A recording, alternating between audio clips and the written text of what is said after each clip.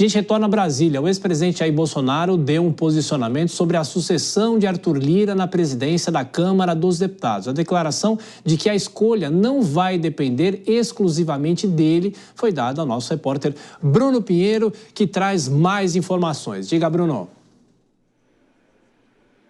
Ô, Tiago, exatamente. Cheguei a conversar com o ex-presidente hoje logo cedo. Ele me disse que realmente essa escolha pela sucessão de Arthur Lira não será somente a vontade dele como ex-presidente, ou como uma liderança da oposição, mas sim numa conversa com a grande maioria dos 99 deputados da legenda do Partido Liberal, legenda de Valdemar da Costa Neto. Inicialmente, na parte da manhã, havia então um sinal de que uma reunião iria acontecer, tinha uma incerteza se a sessão seria remota ou seria no presencial. Essa reunião está acontecendo aqui na liderança do Partido Liberal, começou por volta de 5h50, 6 da tarde, ainda não acabou, são mais de 2 horas de reunião acontecendo então numa sala fechada. Há uma expectativa então de uma reunião inclusive de forma remota com o ex-presidente para tentarem entender diversos assuntos após o 7 de setembro, assuntos aqui da oposição e entre esses assuntos justamente sobre a sucessão de Arthur Lira. Ele me disse, o ex-presidente, que é necessário conversar justamente para entender as pautas que são de interesse da oposição. Conversei com alguns nomes da oposição de forma reservada, alguns reclamaram que já está ouvindo de alguns nomes que são referências dentro do Partido Liberal, abertamente já fazendo a campanha para Hugo Mota, do Republicanos. Alguns acham que não, que tem que lançar um nome da oposição, um nome raiz, uma candidatura que representa de fato. Mas neste momento, Valdemar da Costa Neto está disposto a acompanhar Hugo Mota, a acompanhar Ciro Nogueira. Fiz um questionamento. Essa eleição da Câmara representa a mesma articulação em São Paulo com o Ricardo Nunes, com outro nome que o ex-presidente tinha interesse em lançar o outro nome, mas teve que ir com Valdemar da Costa Neto ao entendimento que sim, que essa eleição está muito mais para um indicado, para uma aceitação de Valdemar do que uma aceitação de Bolsonaro. Tiago. Isso está mexendo com o dia a dia do Congresso, porque o Partido Liberal de Jair Bolsonaro e outros oposicionistas pretendem usar essa disputa pela presidência da Câmara para pressionar em outros assuntos aí no Congresso. Como é que estão essas conversas, Bruno? Até porque não é qualquer legenda, né? São 99 deputados, tem uma representação significativa aqui dentro do Salão Verde. Justamente esta reunião que acontece agora com diversos nomes e diversos estados, inclusive com agendas diferentes, com assuntos diferentes, mas reflete também lá no Senado Federal. O senador Rodrigo Valadares conversou hoje também com a nossa repórter Marília Ribeiro e disse um pouco mais sobre essa articulação, como será essa votação para a sucessão de Arthur Lira e quais são os assuntos que interessam justamente a oposição. Vamos ver. Eu não vejo possibilidade, sendo bem sincero, da direita votar, do presidente Bolsonaro indicar um presidente para a sucessão do Arthur Lira que não tenha comprometimento com as pautas da direita. Não é a única pauta, só a anistia, mas a anistia é a principal pauta. Então não vejo a possibilidade de um candidato ser contra a anistia para os presos do dia 8 e ter o voto da direita. Isso aí eu vejo como uma impossibilidade.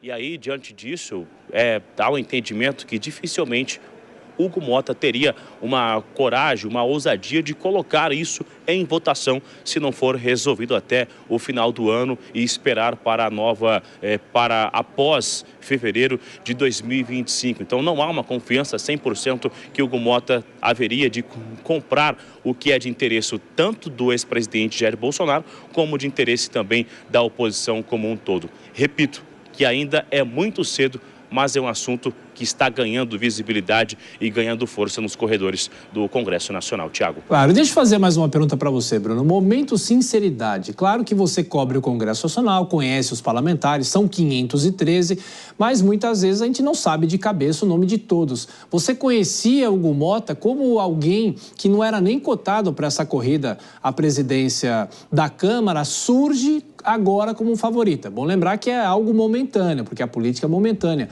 Mas você já tinha ouvido falar dele? Sabia? Já tinha entrevistado?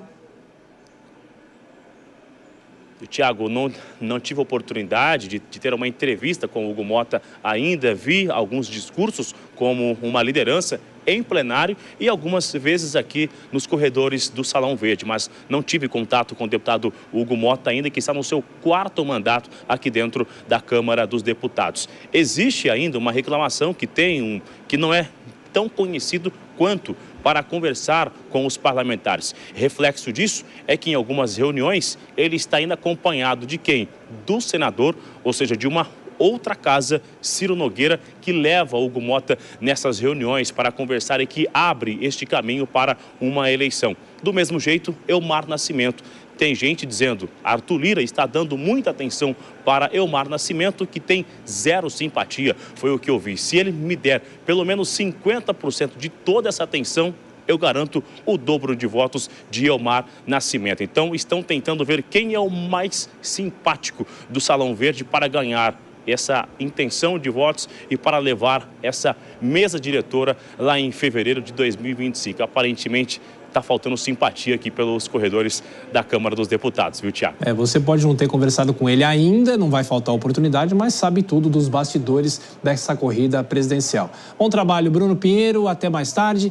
Bom, Cristiano Vilela, são inúmeros os aspectos, né, dessa discussão, a oposição também se mexendo, o próprio Bruno citou o ex-presidente Jair Bolsonaro, que, claro, pelo PL, tem interesse para saber o que vai acontecer no Congresso Nacional, mas esse ponto é interessante, né? Como, entre aspas, um ilustre desconhecido, pelo menos da grande imprensa, que pouco o entrevistava, que pouco falava com ele, ele de repente sai e vem para os holofotes, né?